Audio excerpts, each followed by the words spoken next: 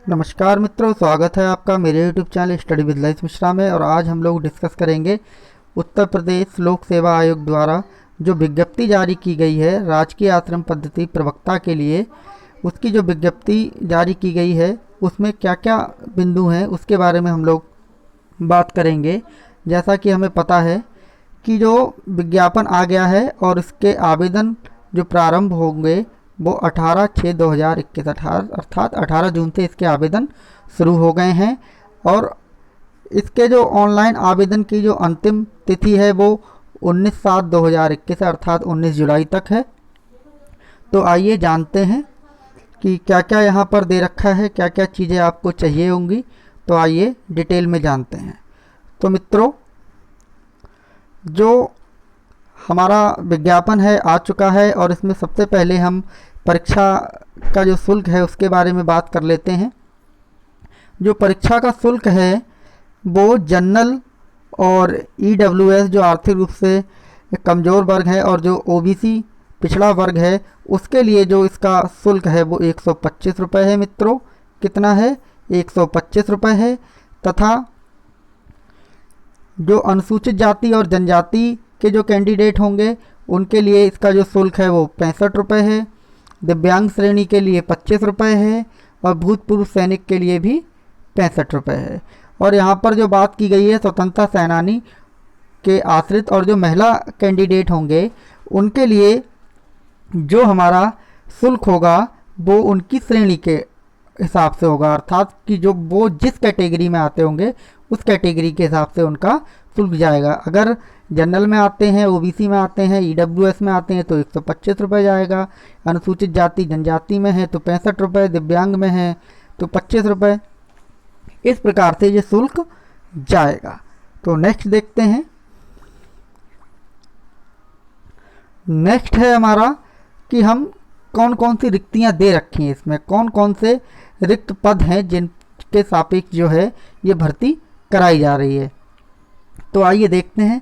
इसमें जो भर्ती होगी वो प्रवक्ता भौतिक विज्ञान, प्रवक्ता रसायन विज्ञान, प्रवक्ता जीव विज्ञान और प्रवक्ता गणित के लिए होगी।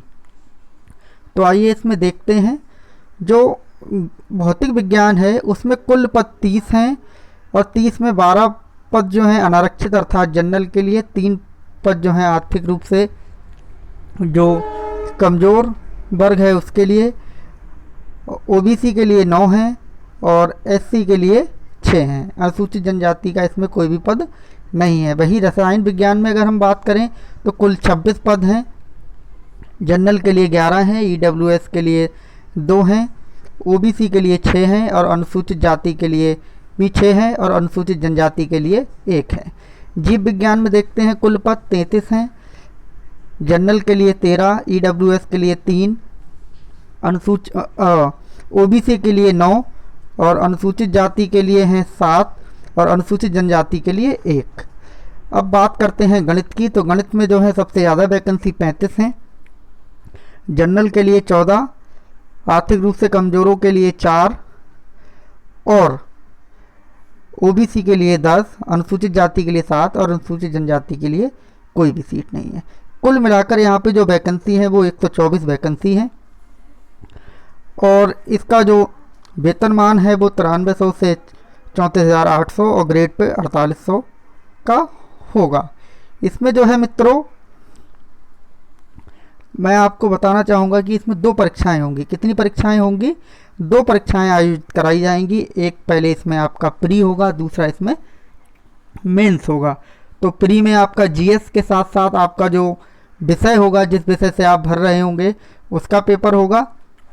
और जो प्री का जो पेपर होगा वो आपका 120 प्रश्नों का होगा, जिसमें 80 प्रश्न आपके सब्जेक्ट के होंगे और 40 प्रश्न जो हैं आपके जीएस के होंगे। ठीक है मित्रों।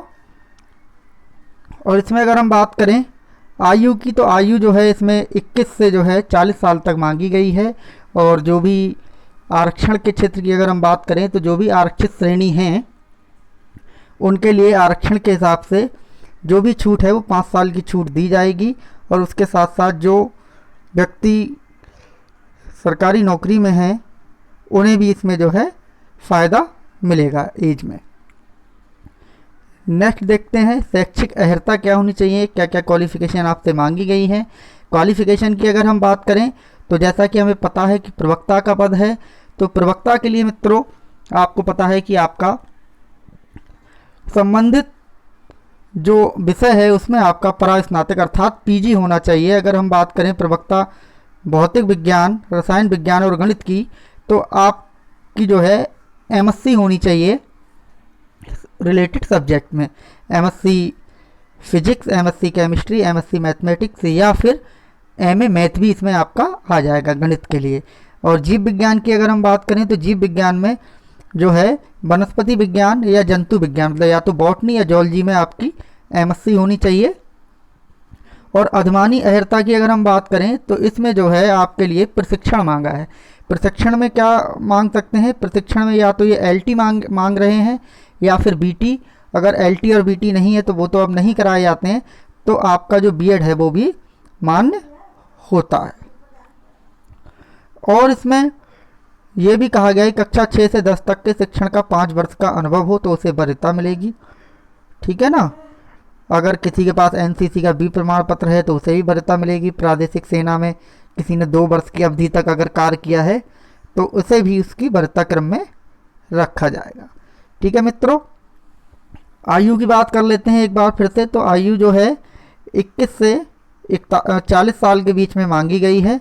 और जो अगर छूट की बात करें तो जो उत्तर प्रदेश की अनुसूचित जाति है, जनजाति हैं, और ओबीसी के जो कैंडिडेट हैं, और जो खेल के खिलाड़ी हैं, राज्य सरकार के कर्मचारी हैं, या फिर जो परिषदीय विद्यालयों में शिक्षक हैं या शिक्षणेतर कर्मचारी हैं, ठीक है, या माध्यमिक विद्यालयों में जो शिक्षक या कर्मचारी हैं, उनके लिए जो है छूट दी जाएगी। और जो दिव्यांग हैं उनके लिए 15 वर्ष की अधिक छूट दी जाएगी।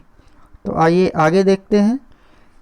तो आगे जो है इसमें हमारा पाठ्यक्रम दे रखा है प्री के लिए। प्री में जो है मित्रों हमारा मैंने बताया था 120 प्रश्न होंगे, और जो कि वैकल्पिक